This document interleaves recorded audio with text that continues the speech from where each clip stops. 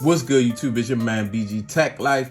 And yeah, guys, it's been a while. It's been 30 days. So we got to talk about this Galaxy Z Fold 3. It's definitely not over. Let's get into it.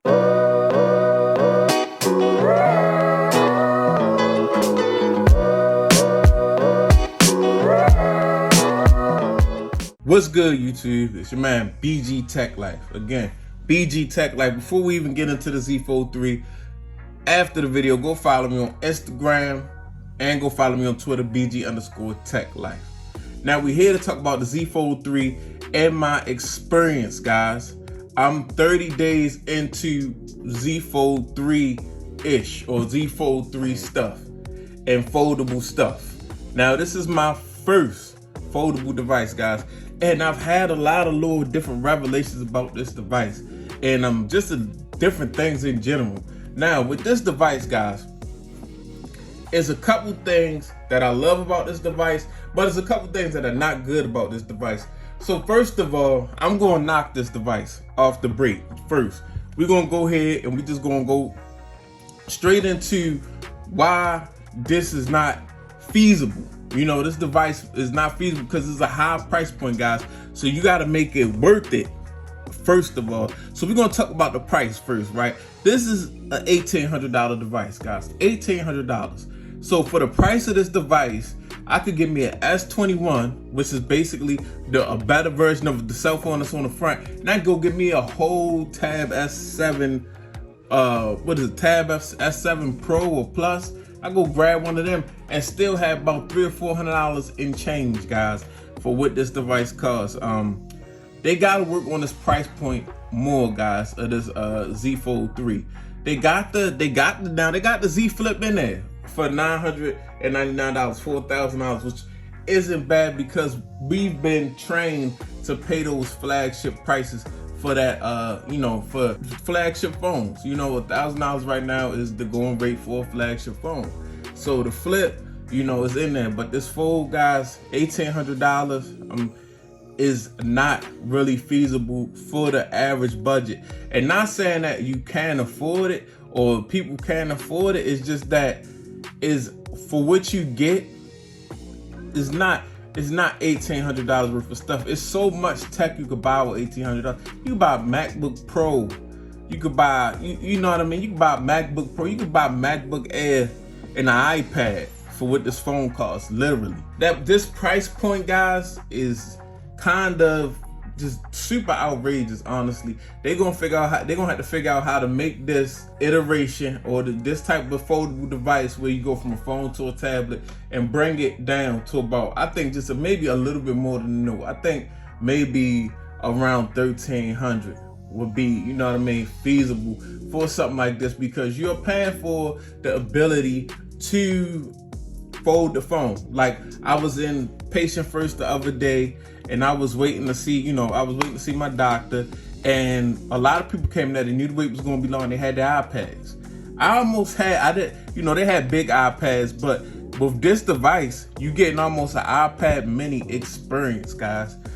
You know what I mean? And it can go in your pocket. So that was just different, just to think of it. They put these big old iPads in there. They can't put them in their pocket, but I got a phone that I can just whip out, open up, and it's not an iPad Pro, but it's got a nice big screen, guys. It's a small tablet. You know what I mean? So that's, that is a selling point of this phone. That's why it's going to cost more than your average foldable that just flips in half. It's a foldable that's a phone and a tablet. So, but it's not worth that $1,800. I give it a couple hundred in credit for being a foldable, yes, but $1,800 is too much. Also, so second, guys, another thing about this device, the battery life. Now, the thing is, right, it's a big device, but at the same time, it's a small device because it breaks in half. So you only got so much room to work with a battery. Like, this is the room they have to work to put a battery in this device.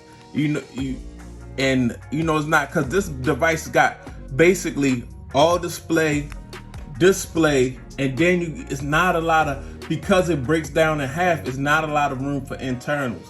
But they're gonna have to figure out how to get some internals into this thing, guys. They're gonna have to figure out how to do that and make the battery bigger, because you can't have one of the reasons that the Note series was a utilitarian device. Back in the day, you could swap the batteries out. People would be have more than one battery for that Note, and the charger where you could just have your second battery chilling on the charger. And the Note had pretty good battery.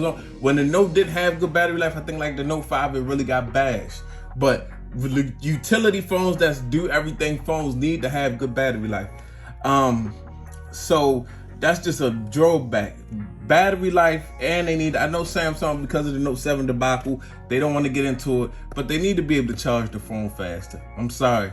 They need to up the wattage on the fast charge. I know they scared. I know the Note 7 had, but Samsung get over it and grow some, some kahunas.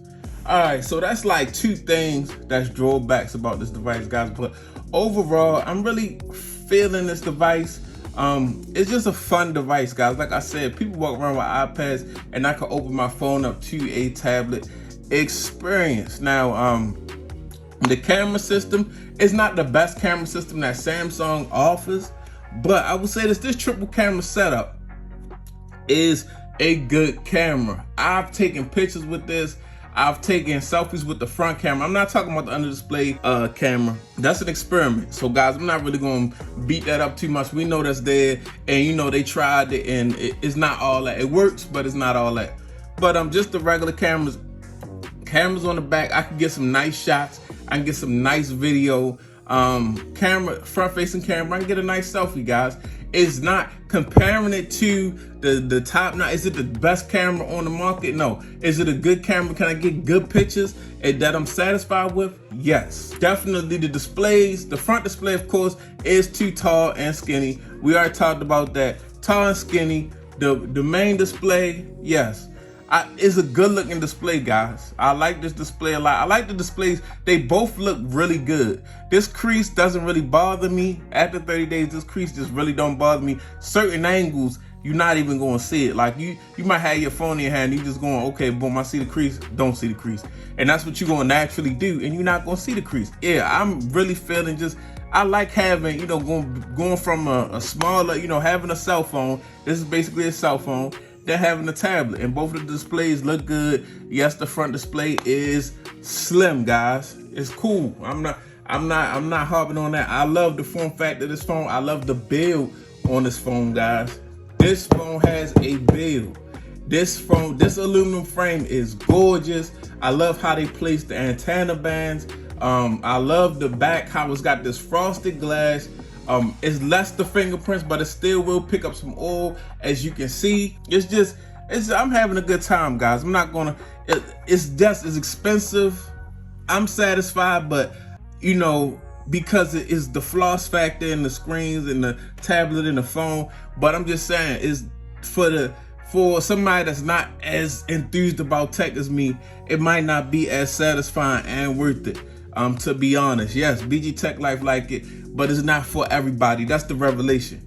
This device is not for just anyone that's looking for a cell phone. You have to be a special type of person that really, is going to utilize this and really have some fun with this, and really okay with the form factor and liking the form factor, and okay with charging it because you're going to charge it because the battery life is not all that, and okay with carrying a power bank and carrying the charger and having a car charger, things of that nature, especially if you on it heavy, So in the first 30 days, at first I wasn't really pressed about foldables. Then I got the foldable. I started really liking it. I started really using it, putting it to work, and then I came to the realization this is not for everybody. I'm not going to sit here and preach to everybody like, oh, this is the phone to have. No, if you really looking for something like this, when you're looking for something like this, when you're that type of techie.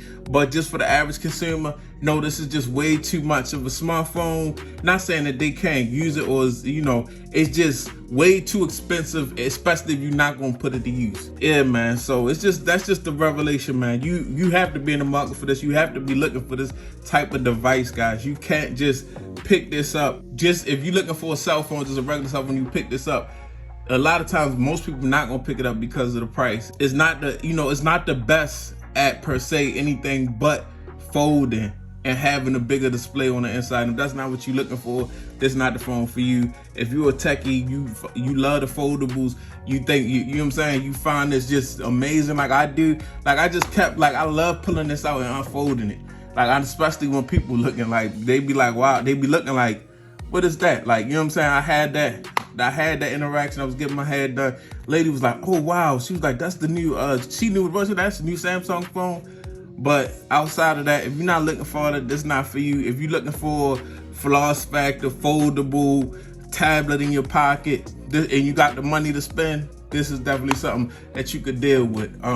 So like, I'm gonna definitely, I would refer this phone to somebody that's a super techie, but if you're looking for a phone, this may be a bit too much, guys. This is just the Revelation 30 Days, and it's your man BG Tech Life. I'm out. Peace.